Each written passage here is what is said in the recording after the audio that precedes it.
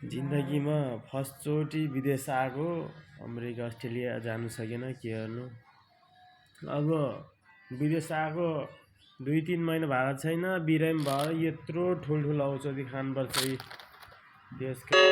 के हो के हो के गर्नु, गाह्रो छ।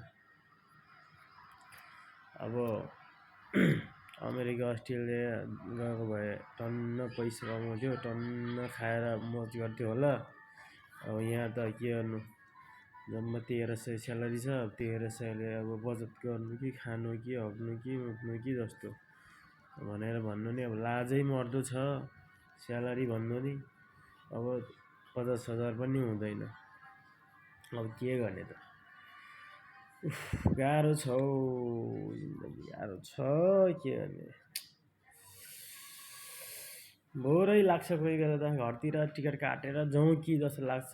बिरामी हुँदा त थत्तेरी व्यर्थै आएछ जस्तो।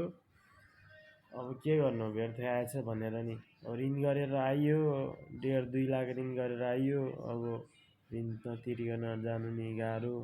नेपालबाट यतैतिर लहरेर पठाइदिएर भने झन् टेन्सन, धेरै टेन्सन, माथि झन् टेन्सनै टेन्सन।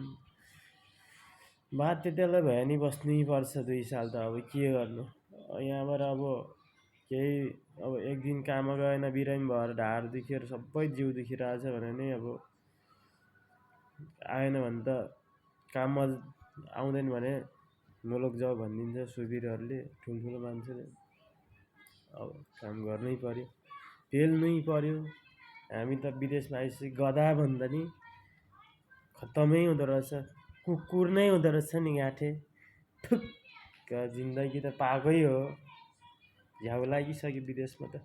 खाडीमा चाहिँ नआऊ है साथीहरू, बरु युरोप अस्ट्रेलिया अमेरिकातिर जाऊ। खाडीमा नआए नि हुन्छ, बिजोग छ खाडीमा।